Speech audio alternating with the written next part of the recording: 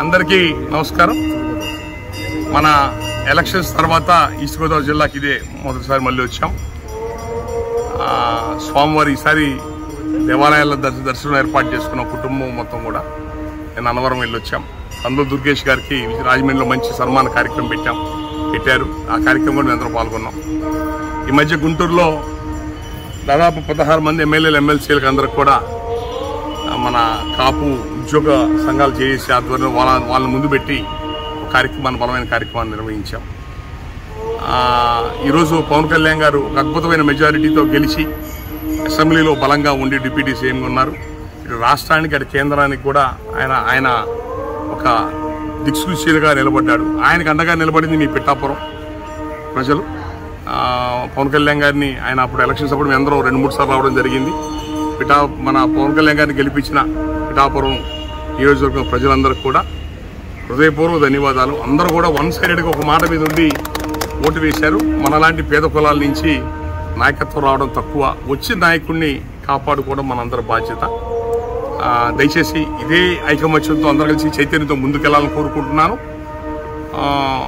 పవన్ కళ్యాణ్ గారు రేపు నిజంగా ఆయన మన నియోజకవర్గానికే కాదు రాష్ట్రానికి కూడా భ్రష్టు పట్టిపోయిన ఆంధ్రప్రదేశ్ మళ్ళీ కాళ్ళు పెట్టుకోవాల్సిన అవసరం ఉంది. కేంద్రంలో కూడా ఎంపీలు తగ్గితే అక్కడ ప్రభుత్వం ఏర్పాటుకు కూడా ఈ కూటమే కారణం, ఆ కూటమి ఏర్పాటుకు పవన్ కళ్యాణ్ గారే కారణం. అలాంటి పవన్ కళ్యాణ్ గారు మీ నియోజకవర్గం నుంచి ఉన్నారు. ఈరోజు దేశానికి రాష్ట్రానికి ఒక విధంగా అండగా నిలబడ్డ వ్యక్తి మీ నియోజకవర్గం నుంచి మీరు ఎమ్మెల్యే గెలిపించి పంపించారు. ఆయనకి ఎప్పుడు అండగా ఉండండి. ఆయన ఖచ్చితంగా ఆయన వల్ల ఈ రాష్ట్రానికి దేశానికి మంచి జరుగుతుంది. పేద కులాల రాజ్యాధికారం సాధన కూడా సాధించే అవకాశం ఉంది. కాబట్టి అందరూ కూడా చైతన్యంతో ఐకమత్యంగా ఉండాలని, ఆయన నాయకత్వంగా అండగా ఉండాలని చెప్పని మిమ్మల్ని మరీ కోరుతున్నాను.